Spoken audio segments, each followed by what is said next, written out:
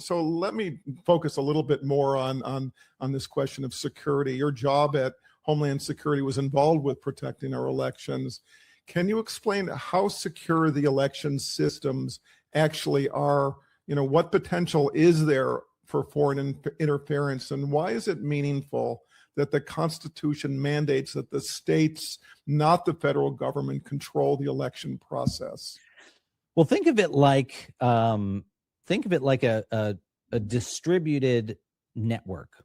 If everything's done on one computer, all you got to do is hack that one person's computer, right? If all of their files are stored on that one computer, but let's say someone has 1,000 iPhones and they divide their files among those 1,000 iPhones.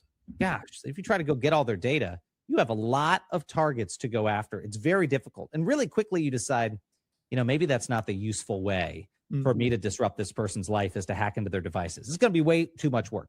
That's what happened when the Russians looked at our elections in 2016.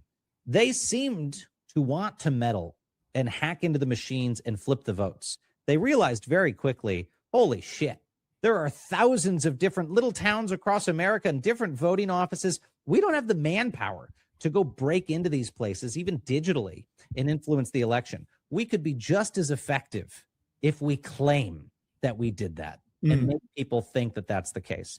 And in reality, the distributed aspect to our elections has made them much more secure. That's one of the benefits of having a state-administered election system instead of the federal government. It also is a benefit when it comes to a president's efforts to influence an election. It's very hard for Donald Trump to do that. He may try to go snatch and grab ballots in different places and send federal agents, but his task is made more difficult because it's decentralized. It also makes it likelier for his attempts to be exposed just by virtue of the fact that he'll have to go choose races where his team maybe wasn't doing well. I mean, here's the tell to watch for after the elections this November.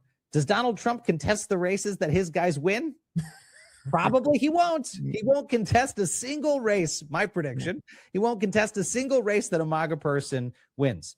It's very simple. I win, therefore everything was fine. I lose, the system is broken. And that's going to be one of the biggest giveaways to the American people, but also the judges, as these things end up in the courts, is as Donald Trump picks races where seats flip from Republican to Democrat. And lo and behold, it's probably going to be just those seats that are contested by his White House. And that's going to be a signal to us of, where there's smoke, there's fire.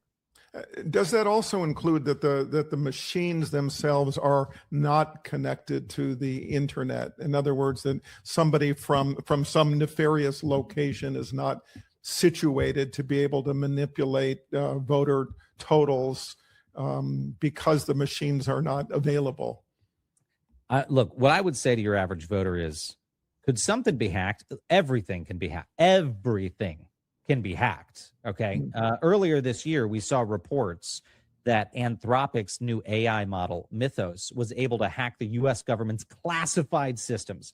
If top secret systems can be hacked, a voting machine with enough time and effort can be hacked. But here's the thing. These machines are air-gapped, so they're disconnected from the internet. But they also, importantly, most of them print receipts. And that's a very, very powerful backup. And something that it's really hard for a foreign adversary, even if they hack a machine, to overcome, is if you go vote, and if you voted on an electronic machine, I go vote at one just down the street at a local middle school, it kicks me out a receipt. It tells me how I voted. It kicks out a receipt on the back end too, so that there's a paper record in case something happens in the meantime, in case something corrupts that data. That's a really, really powerful fail-safe in this country. And look, a lot of districts have said, I don't even want to deal with the hassle of people being concerned. And they've just moved back to paper ballots entirely. So there's no doubt. But the disparate nature of all those voting systems is another thing that makes it very hard for foreign governments to corrupt our elections. Now, will foreign governments continue to try to claim that they have meddled and flipped votes? Of course, that's what the Russians did. That's what they found was the easy button, is let's just make it look like we did the really hard thing. And maybe that will throw the American system into chaos. But it's important for people to know that and expect it, so that it has less of an effect when it happens. Great.